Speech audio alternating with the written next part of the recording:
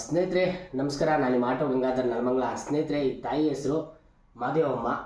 ಯಾರಾದರೂ ದಯವಿಟ್ಟು ಈ ವಿಡಿಯೋನ ಶೇರ್ ಮಾಡಿಕೊಡಿ. ಇವರು ಫ್ಯಾಮಿಲಿ ಹುಡುಕೊಂಡು ಕೊಟ್ಟರೆ ಒಂದು ತುಂಬ ಒಳ್ಳೆಯದಾಗುತ್ತೆ. ಯಾಕಂದರೆ ನಮ್ಮ ನಲಮಂಗಲದಲ್ಲಿ ಅಶ್ನಗುಂಟೆ ಹತ್ತತ್ರ ಅಕ್ಕಪಕ್ಕ ತಿರುಗಾಡ್ತಿದ್ರು ಮಹಿಳೆ, ಏನು ಆಗಿರ್ಬೋದು ಮನೆ ಸಮಸ್ಯೆ.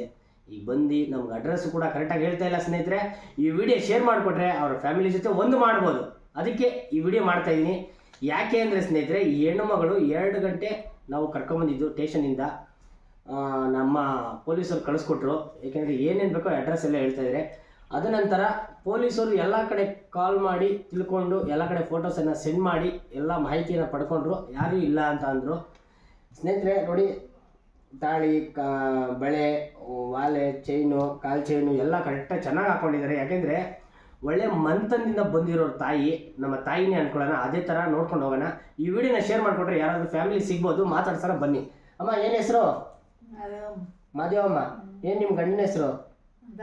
ಅಂದನಪ್ಪ. ಮಕ್ಳ ಹೆಸರು? ಮಕ್ಳ ಹೆಸರು ದೊಡ್ಡವಳ ಹೆಸರು ಲಕ್ಷ್ಮಿ, ಹಾಂ. ಚಿಕ್ಕವಳದು ನಿರ್ಮಲ. ನಿರ್ಮಲ. ಯಾವ ಊರು ನಿಮ್ಮದು?